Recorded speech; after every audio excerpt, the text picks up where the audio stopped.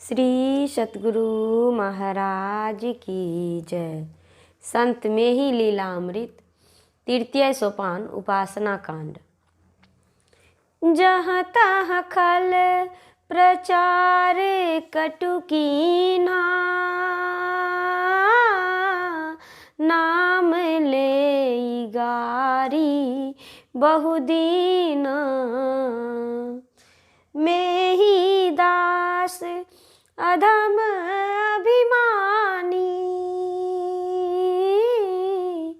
कीने हुलहु व्यवहार गुमानी। यत्र तत्र उस दुष्ट ने आपका नाम ले लेकर बहुत सी गालियां दी और इस तरह का दुष्प्रचार भी किया कि मैं ही दास नीच और अहंकारी है।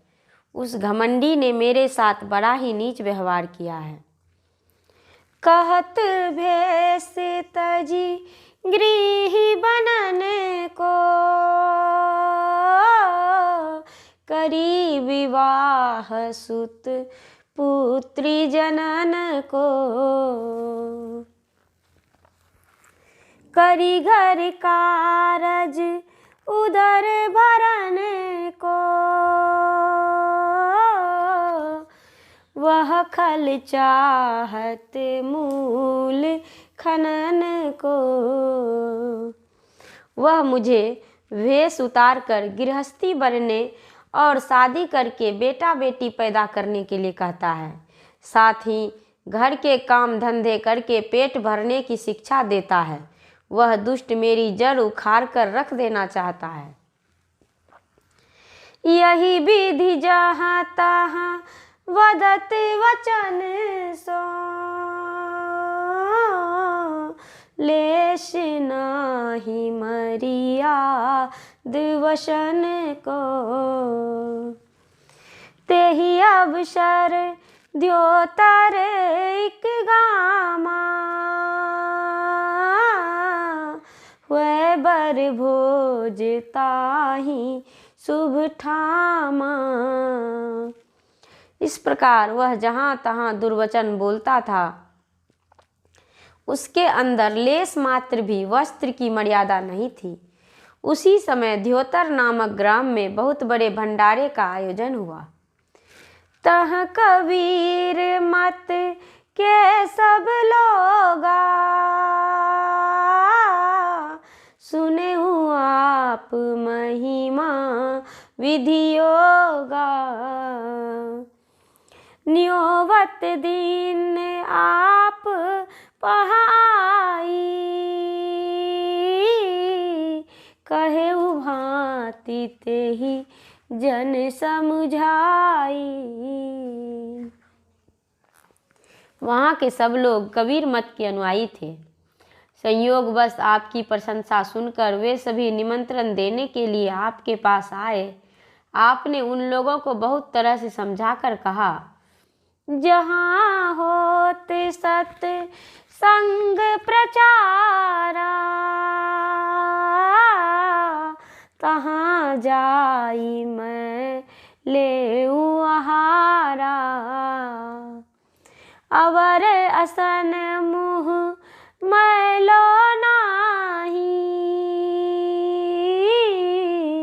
कहो सुसत्य वचन तब पाही। जहाँ सत्संग का कार्यक्रम होता है वहीं जाकर मैं भोजन ग्रहण करता हूँ और दूसरा अन्न मैं मुंह में नहीं लेता हूँ। यह मैं आप सबसे सत्य सत्य कहता हूँ। कहेउ सुजन सत संगति होई,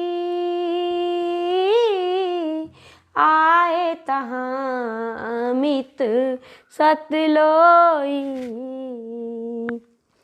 सुनत आपने बता स्वीकारे,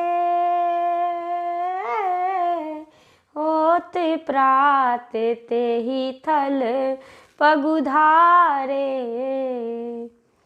उक्त सज्जनों ने कहा, महाराज वहाँ सत्संग कार्यक्रम भी होगा। वहाँ बहुत से संत लोग पहुँच भी चुके हैं। वहाँ सत्संग भी होगा। यह सुनकर आपने आमंत्रण स्वीकार कर लिया और दूसरे ही दिन प्रातः काल उस स्थान पर पधारे।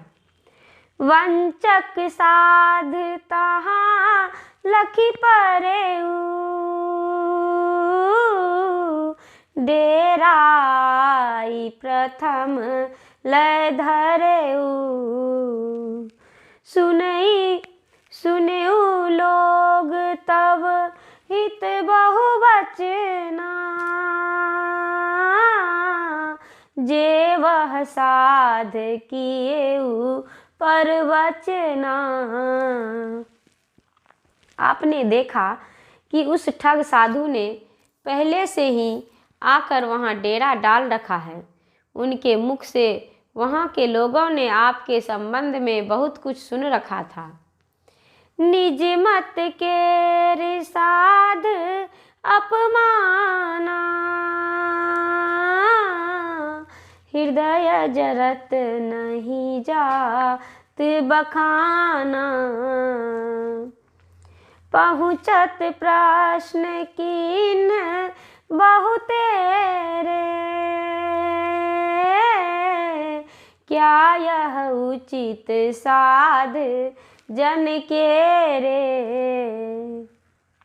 वहाँ के लोग आपके द्वारा अपने संप्रदाय के एक साधु का अपमान हुआ जानकर हृदय से इतने जल भून रहे थे कि जिसका वर्णन नहीं हो सकता। आपके पहुँचते ही उन लोगों ने आपसे यही प्रश्न किया, क्या एक साधु के लिए यह व्यवहार उचित है? बेअतिहीन अभद्र आचारा, लखत आप तन जरत हमारा। विहसेऊ आप वचन सुनि काना, बोले वचन रहित अभिमाना। इनके प्रति हुए अत्यंत अमानुषिक आचरण के कारण आपको देखकर हमारा शरीर जल रहा है। आप उन लोगों के वचनों को कानों से सुनकर मुस्कुराए और अभिमान से रहित वचन बोले। लेहु बुलाय साध मम पाही, छिन संशय सब जाय बिलाही। का जप ध्यान साध नहीं काजा, बिनु सत्संगति लागत छाजा। आप लोग उस साधु को मेरे पास बुला कर ले आइए। आप लोगों का सब संदेह एक क्षण में नष्ट हो जाएगा। क्या जप और ध्यान करना साधु का कर्तव्य नहीं है? क्या सत्संग की उपेक्षा साधु को शोभा देती है? ले आहार रहे पढ़ाई, कालक्षण साधुन यहु भाई। संत भवन होवत सत्संगा, करत ध्यान गृह आय अभंगा। भोजन करके दिन रात सोए रहना, क्या यही साधुओं के लक्षण हैं? सत्संग मंदिर में सत्संग होता है, गृहस्थी लोग वहाँ आकर निरंतर ध्यान करते हैं। ताही काल सोवत रहे, कावै उचित साध जन के। तेहि प्रसाद धर्म मैं भाखा, सुनत अमित मन मह यह माखा। उस समय यह सोता रहता था। क्या यह एक साधु आदमी के लिए उचित है? उसी पर मैंने साधु के कर्तव्य के विषय में इससे कहा, जिसे सुनकर यह मन में अत्यंत कुपित हो गया। कहूँ कबीर जग याहि सिखावा, भेष ले भ्रम जाल दिखावा। जो यह साध पुरुष कर धर्मा, तो सब जाई करहूँ सोई कर्मा। कहो, क्या संत कबीर साहब ने यही शिक्षा दी है कि साधु का बाना पहनकर दुनिया को भ्रमजाल दिखाओ?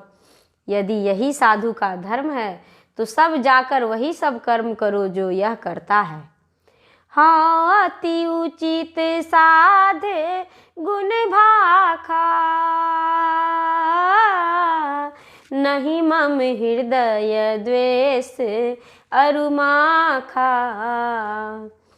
तासु चरित सब कहेउ बुझाई, नहीं संतोष तो करहूँ उपाय। साधु के लिए जो कुछ उचित बातें थीं सो सब मैंने साफ साफ कह दी। मेरे अंदर उनके प्रति न कोई द्वेष है और न ही कोई क्रोध। उन्होंने जो कुछ किया था सब चरित्र समझाकर कह दिया। फिर भी मन में संतोष नहीं हो तो कोई और यत्न करो। श्री सतगुरु महाराज की जय।